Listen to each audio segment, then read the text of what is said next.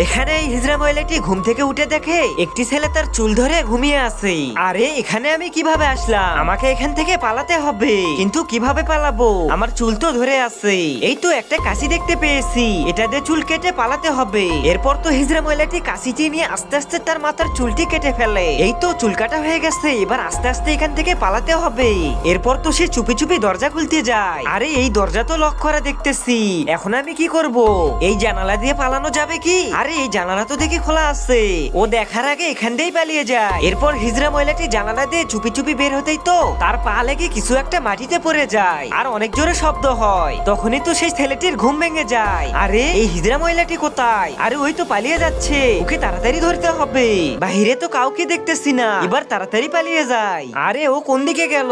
মনে হয় এই দিকে গেছে, তাড়াতাড়ি যায়। এই যে রাজু দেখ, একটা কাস্টমার আজকে আমাকে খুশি হয়ে 2000 টাকা টিপস দিয়েছে।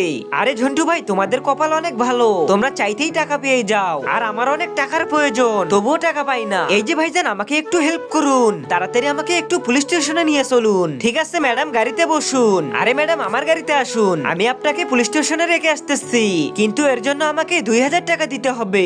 আরে ভাইজান, এটা কি বলতেছেন? 200 টাকার ভরা 2000 টাকা কেন চাইতেছেন? আরে ম্যাডাম, আমার গাড়িতে গেলে 2000 টাকাই নেব, নয়তো আপনি অন্য গাড়ি দেখুন। আরে ভাই, আমি অনেক বিপদে আছি, দয়া করে আমার কথাটা একটু বিশ্বাস করুন, তাড়াতাড়ি আমাকে পুলিশ স্টেশনে নিয়ে যান। আরে না ম্যাডাম, আমি 2000 টাকার নিচে যাব না। এই যে ম্যাডাম, আপনি আমার গাড়িতে আসুন, আমি 200 টাকাই নেব।